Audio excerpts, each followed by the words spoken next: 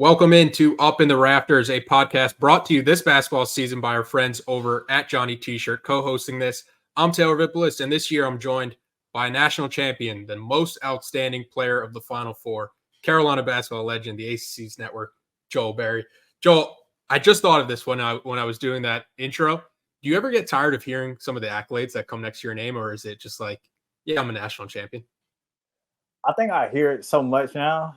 I'm kind of used to it, but it never gets old. And I never wanted to get old because I feel like I'm getting old, but I don't ever want that to get old. So for Carolina basketball this past week, only one game. They lose to a really good UConn team in the Jimmy V Classic at Madison Square Garden. They lose 87-76. Had their chances. UConn pulls away late.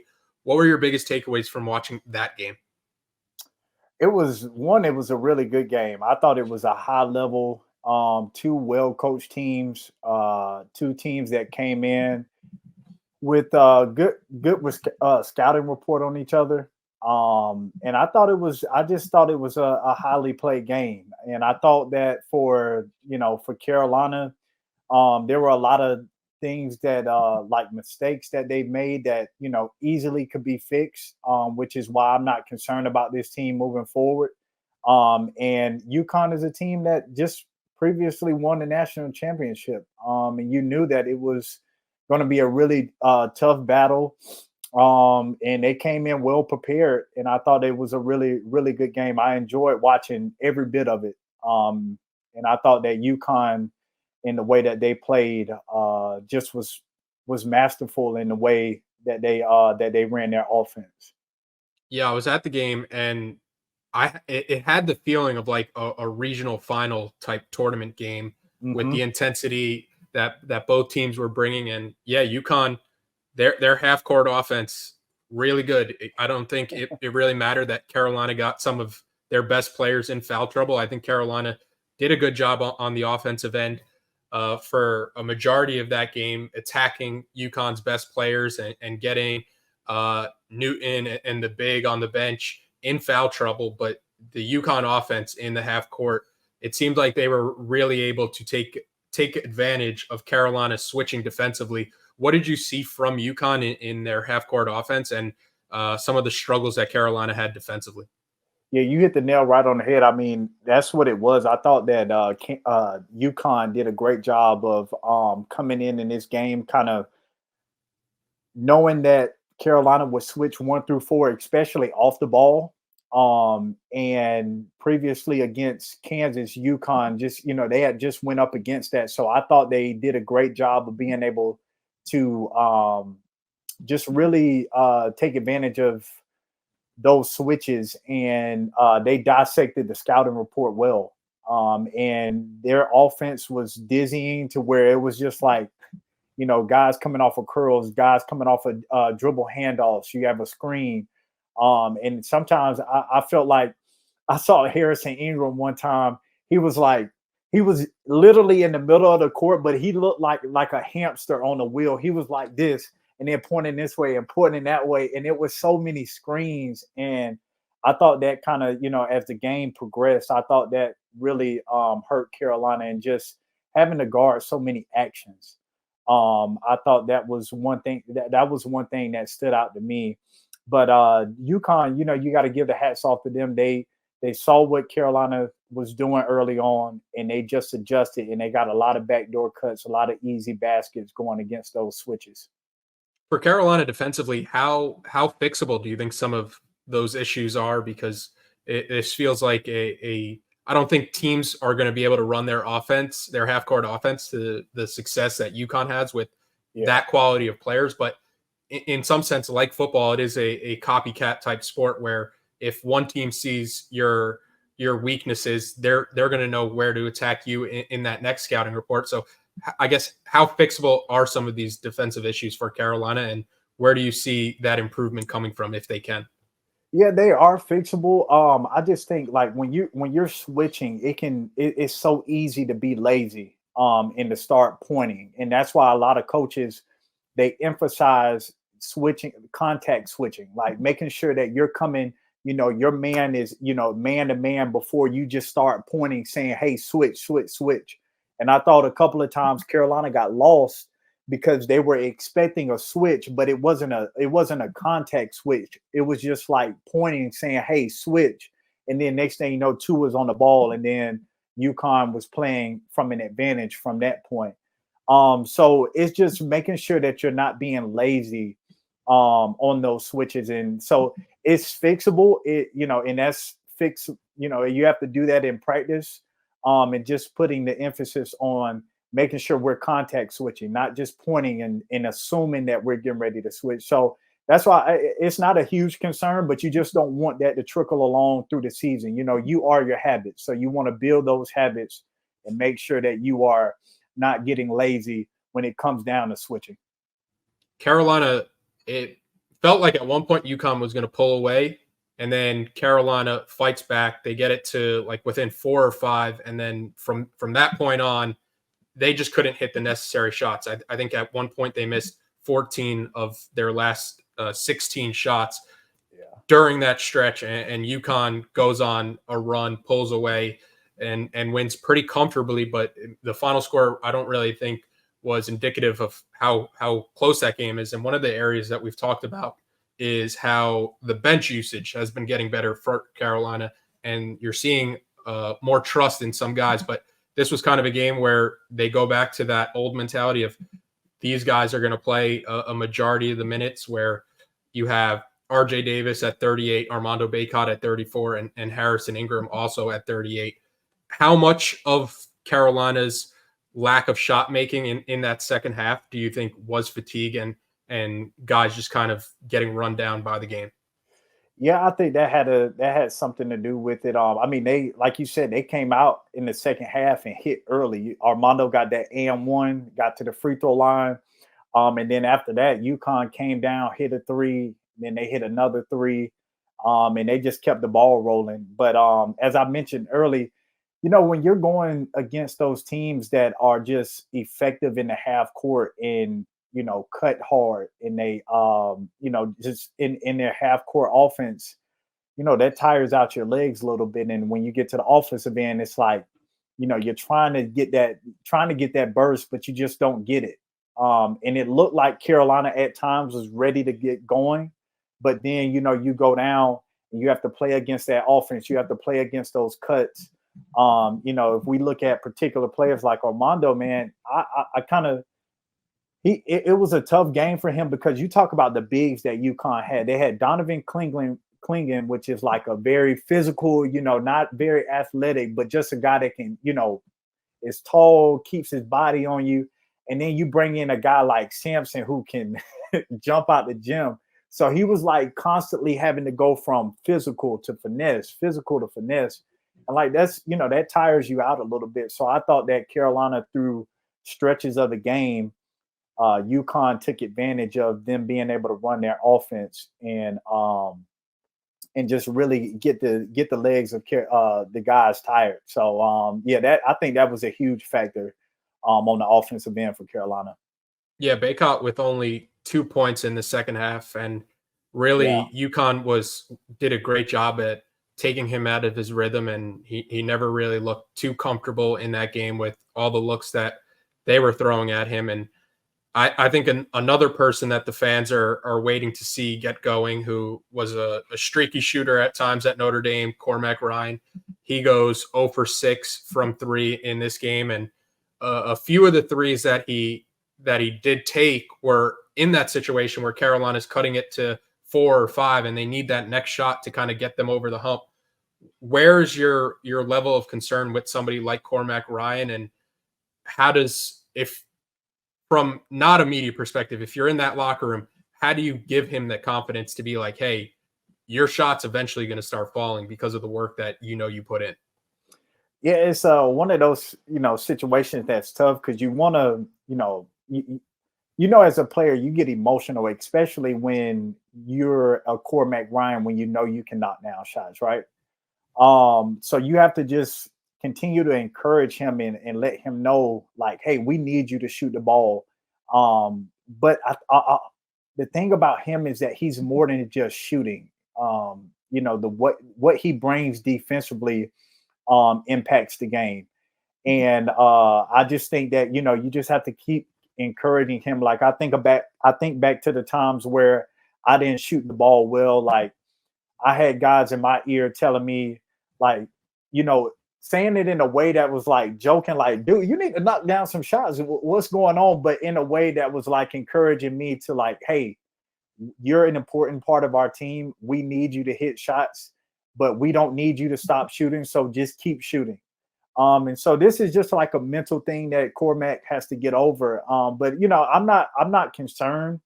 And this is something that, we have to have the patience with, because these guys are coming into these programs, transferring, learning the new systems, learning when and where to take shots. And I still think that he's still trying to find that. And the last thing that you want to do is try to force the issue and do it in a way that hurts the team.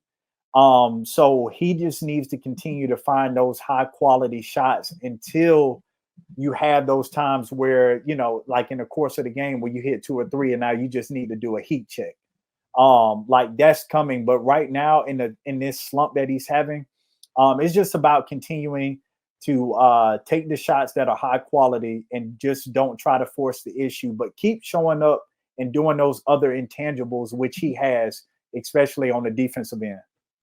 And a few bright spots for Carolina, because it's a tough loss to a really good UConn team. I think some things that you can take away: RJ Davis and Harrison Ingram on the offensive end. RJ Davis shoots 47% from the field, 50% from 3. Playing back in New York, he feels like a player who wants the shots in the big moments, which is a great thing to have. And then Harrison Ingram is another guy who I think has a similar mindset of wanting to be the guy for this offense. And he looks good in these ISO situations. He looks good backing people down. What did you see in the UConn game from Davis and Ingram specifically on how they could kind of help out this Carolina team offensively reach their full potential? Yeah, man, Taylor, I got to say, I love Ingram, man. I really do. I love his game, the versatility that he brings. Like just being able to have it to where if he's doing a dribble drive and doesn't have it and then can create like another play, like within a play by being able to post up. I just think that is something that you don't see too often.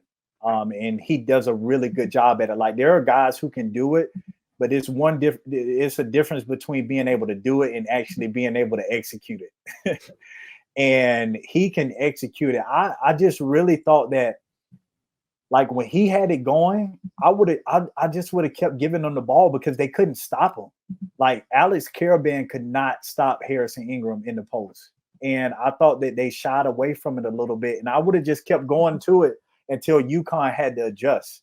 And so I wanted him to get the ball a little bit more. But those two guys, man, when you talk about game in, game out, having reliable offense, I think it's something that Carolina can rely on each and every game, knowing those two guys can be an offensive outlet and know that they're consistent enough to be able to do it day in and day out.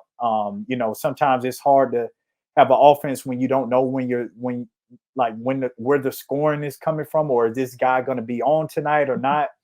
But those guys have consistently showed up in every single game. Harrison Ingram has shot, or scored in double figures in every game. Those are the two guys that will continue to lead this team. But I really want to see Harrison Ingram, when he has it going, just continuing to feed him the ball and allow and make the defense adjust to him being able to back down. Yeah, I love Ingram's game and what he's brought so far to Carolina during this early part of the season. And then with somebody like RJ Davis, you look at the offensive output he's had during this recent stretch of games, 5 straight games of 20-plus points, where 23 against Villanova, 30 against Arkansas, 27 and 27, Florida State and Tennessee. And then the UConn game, he scores 26 points. You watch a ton of ACC basketball at the ACC Network. Where do you think Davis fits in the landscape of like the ACC Player of the Year? I know we really haven't even gotten into the conference play yet, but is there like a clear favorite, or do you think by the time the end of the year comes, Davis will have himself in that conversation? Oh yeah, by far he will have himself in that conversation. The season has its ebbs and its flows. He'll have some games where it'll be tough. That's just part of basketball. It's part of being a player, especially when you get midway through the season and those legs start getting a little tired. It'll happen. But you talk about right now, man, he's, the only other person that I can think of and put up there is PJ Hall. Obviously that team is balling right now with being undefeated in Clemson, but outside of that, man, I'll have RJ right up there. I mean, what he's doing right now is like, when you talk about a guy taking that next step, and this is what gets fans so excited and wanting guys to stay at programs, because you see the development, right? So we've been watching him. We know the amount of work he's put in. We've seen him struggle. And now look at what he's doing. Like, we're seeing the fruits of his labor, and he is playing by far, if not, not only the best in the ACC, but in the country right now. I think he's one of the hottest guards. And he's doing it on all three levels. He's doing it under control, and most importantly, because of the weapons that he has around him, he's doing it efficiently. Yeah, and this stat from Adrian Atkinson in 4 Tier A games. So Villanova, Arkansas, Tennessee, and UConn. UNC has scored 1.23 points per possession with RJ Davis on the floor. And with him on the bench, it goes to 0.81 points per possession, and kind of makes sense and backs up the eye test for how good this Carolina team is with Davis on the floor. And this other stat I have, another RJ Davis stat. This one's from OptaStats. RJ Davis has scored at least 25 points and gone 5 for 5 or better from the free throw line in 4 straight games. Tied for the longest streak by a D1 player this century, Steph Curry, 2008. That's that. And that's funny. I had the same thing written down, and I know what a decade is, and I was like, okay, let me go see what a century is. 100 years? Come on, man. That's that. I mean, in a nutshell, man. That's like how impressive he has been. But have they been tracking stats for 100 years? I mean, they at some point, I think they had to start tracking stats. So maybe I don't know. Since they've been tracking stats, I guess it's RJ Davis crazy, and man. Steph Curry. You do have to get a little specific, I think, to tinker with some of these numbers, like the 25 points or 5 for 5 or better. I wonder how many players, met the 4 for 4 mark, but not the 5 for 5, and you try to tell a story with your stats. But regardless, RJ Davis is playing at another level right now, and I think between him and Harrison Ingram, one of the things that was so encouraging from my perspective when I was at Madison Square Garden and I could see the team and how they're reacting to certain situations, there was a moment where it felt like this game was going to get away from Carolina, but they fought. They managed to get it to just 5 points at halftime.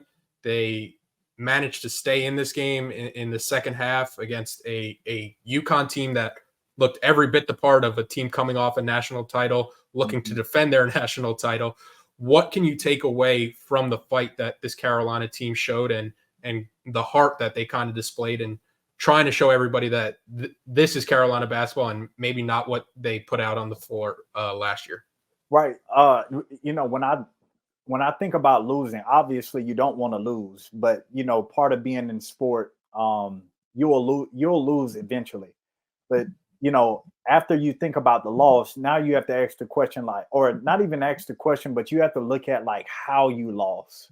I think that's a big part of it. And seeing this Carolina team lose the way that they lost, that's what gives me encouragement. And that's what I'm looking at. It's like they didn't just fold. And this just wasn't a team like we're talking about a team, as we said earlier, that just won a national championship.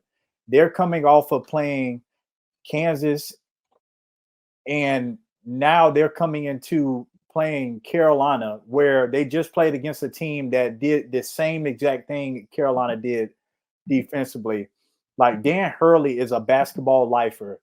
And the dude approaches the game with tenacity. And you see it on the sideline. Like this just wasn't, a rinky-dink team. This was one of the top teams in the country. And when you want to know where you are, this is the type of team that you want to go against.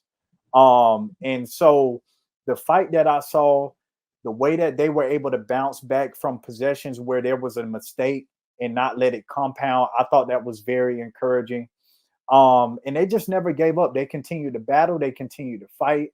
That's what I love about Harrison Ingram. I feel like he has a dog in him. And I just feel like everyone on this team has something to prove in their own way, shape, or form. And everyone is playing with a chip on their shoulder. So I look at this from, obviously, you want to win this game. Everyone wanted Carolina to win this game, but then you have to take the next step and look at, okay, how did we lose? They didn't lose by folding. They lost by fighting, and now they can go back to the tape and get ready for a really good Kentucky team. But I just was so encouraged by the way that they continue to fight, to your point, throughout the game. Quick break to remind everybody about our friends over at Johnny T-Shirt. If you're going to be in Chapel Hill, you could visit Johnny T-Shirt on Franklin Street. If you're not, you could visit them at johnnytshirt.com. With the holidays approaching, they have their 12 deals of Christmas.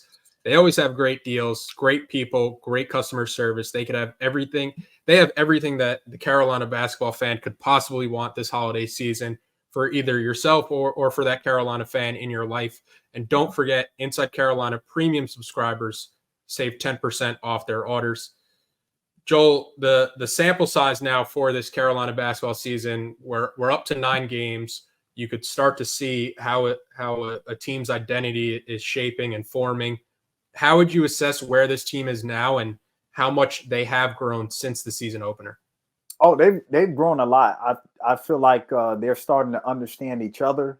I think guys are starting to understand their roles, which is a huge thing when you talk about a team, because you have to know when you're getting out on the court what it is that you need to do. But it goes even further than that. You have to also know what your coaches are asking of your teammates so that you can hold them accountable.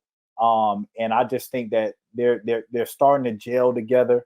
The only thing is, offensively, they're really good. I think they can score in a multitude of ways. They have guys who can score on all 3 levels. You got the inside presence, you got the outside presence, but I think the difference for this team will be defense. I think they'll go as far as their defense will take them, because, as I said, they can score with the best of the teams, but defense is where they have to hone in at. I think right now they're 7th in offensive efficiency on KenPom, and then they're 49th defensively. Now, it's not saying that you have to be, top 10 in both categories, but I just feel that at times they can get a little lazy on the defensive side of the ball. And so if they can clean up some stuff on the defensive end, man, I think this team, they have the best basketball ahead of them. But I just love seeing the continuity and the way that guys are stepping up and playing to their roles and taking that next step in their progression in their careers. Yeah, I was going to ask what areas of growth you want to see Carolina take on, but I think we hit on it. It's defense, and that defensive rating that's in the 40s. Most national contenders, I think, I don't know where I saw the stat, but most national contenders are at least top 15 offense and defense, and that's normally a pretty good indicator going into a tournament which teams are going to be the ones competing and being the last team standing. The teams that can win on both ends of the floor when teams are able to scout you and take you out of some of the things that you're going to and what you can kind of lean on. Before we wrap up, a big shout out to our friends at Congruity. Congruity is a North Carolina based national coverage, local presence company with personal support straight from the Tar Heel State. Congruity is empowering small and mid sized business owners with HR and payroll outsourcing, enabling you to grow your business while they take care of your greatest assets, your people. And they are doing it with top of the line technology and services for every stage of your business's growth with a state of the art online platform. Congruity, they are obsessed with customer service where they become part of your team. They do the heavy lifting, providing essential admin support with a single point of contact and support available on demand with services that are tailor made for you, transforming your organization. Congruity has helped hundreds of businesses improve and enhance their day-to-day lives, level up your HR capabilities, save money, unlock game-changing growth.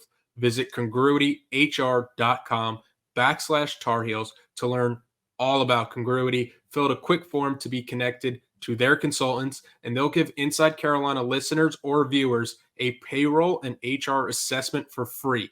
That's congruityhr.com/Tar Heels, congruityhr.com/Tar Heels. All right, back to the episode. Next up for Carolina, we talked about it after the Tennessee game, how you don't really have time to pat yourself on the back because the schedule is brutal for non-conference games. Carolina in action on Saturday against the number 14 team in the country, Kentucky, another of a fellow blue blood program. How does Carolina match up with this Kentucky team for the people that haven't really gotten the chance to watch Kentucky this year? Yeah, I think guard wise, well, first off, overall, I think Kentucky is a lot bigger than Carolina, especially with the guards. With if you have Elliott and RJ at the 1 and 2, really from 3, 4, and 5, I think they match up pretty well size wise. But I think this is going to be a really fast paced game. The game that I think about is when we played Kentucky in Vegas.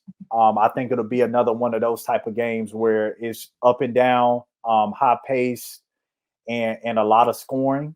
But I think Carolina matches up well with Kentucky. But like I said, Kentucky has a little bit more size. I think throughout the team they have a little bit more athleticism. And then Kentucky does have two really good guys coming off of the bench which will make a huge difference for Kentucky. But I think overall, both of these teams match up in pretty well in their own ways. Yeah, and I saw a stat where one of the main differences between the Roy Williams era of Carolina basketball and the Hubert Davis era of Carolina basketball, it's that under Hubert Davis, this team doesn't really generate a ton of takeaways or a ton of turnovers. And the first 2 years, they were 356 and 344th in turnover rate. This one, it's slightly better, 238th as of Sunday afternoon, but still not really doing a good job turning the ball over for other teams. And you have a team like Kentucky next on the schedule, who is one of the best teams in the country at not turning the ball over. If you're this Carolina team, how can you emphasize the turnovers and getting out in transition the way that your teams under Roy Williams, that's what you guys made like your bread and butter on, how well you guys were able to run the floor? Yeah, I think defensively, Coach Davis's principles are a little bit different than ours. We were up in the passing lane trying to stop the rotation of the basketball. So that does play a difference. Right now, it seems like they're more, guard right at the 3-point line, not necessarily up in the lanes. I think the only time they get up in the lane is if someone picks up the ball, and obviously you want to put pressure, make it haywire, and make sure that they're not just able to deliver a good pass. But I just think more they're just, contain and guard and make sure that we're not getting beat off the dribble. Because, when you're up in the passing lane, that does give you an opportunity to have more backdoor cuts. Sometimes you overplay But I think, for this going up against Kentucky, I think the best thing that you can do is make them play in the half court because it's still a young team. And sometimes it's hard for young players to trust the execution of the offense. And, against that Miami team, they got out on the break, man, and they're really, really good in the open court. Like the athleticism comes into play. They have a guard. I was talking about Rob Dillingham and Reed Shepherd coming off the bench. Those guys can get up and down. So I think the one thing that Carolina can do is limit live ball turnovers, and just keep Kentucky in the half court. Make them trust in their execution, which I think can play in the hands of Carolina and be advantageous for them. Another big game. Kentucky, North Carolina, Battle of the Blue Bloods in the CBS Sports Classic this Saturday, 5:30 p.m. tip Eastern time on CBS. Joel, another great episode. Appreciate the time talking and appreciate everybody watching and listening. Yes, sir. Always.